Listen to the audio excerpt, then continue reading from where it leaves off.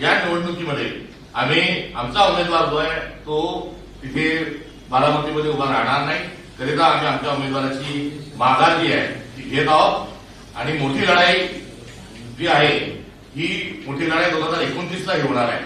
ही सभ्यतेच्या सुसंस्कृतपणाच्या अनुषंगानं या निवडणुकीतून आमचे जे उमेदवार आहेत आकाश मोरे हे माघार घेतील असा दोन पावलं ही सभ्यतेच्या अनुषंगानं कुठेतरी मागे घ्यावे लागत असले तरी 2029ला बारामतीमध्ये काँग्रेस पक्षाचा आमदार राहील ही या निमित्तानं मी आपल्या सर्वांना हमी देतो. त्या प्रक्रियेमध्ये मुख्यमंत्र्यांच्या झालेल्या संभाषणाचा आलेल्या फोनचा संदर्भ हा कुठेही नव्हता.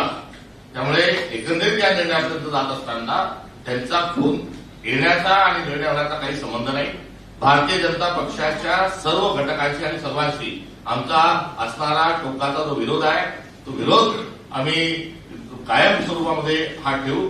मात्र सभ्यता आणि सुसंस्कृतपणा आणि महात्मा गांधींनी आम्हाला संवाद या अनुषंगानं जे सांगितलेला जो मंत्र आहे त्यानुसार आज त्यांचा फोन हा आला होता आणि त्यांच्या फोनवर बोलत असताना त्यांनी या निवडणुकीमध्ये आपण एक नेता गमावला आहे आणि त्या अनुषंगानं ही निवडणुकीमध्ये बिनविरोध व्हावी किंवा काँग्रेस पक्षाने निवडणूक कुठेतरी लढू नये अशा प्रकारची विनंती त्यांनी केली.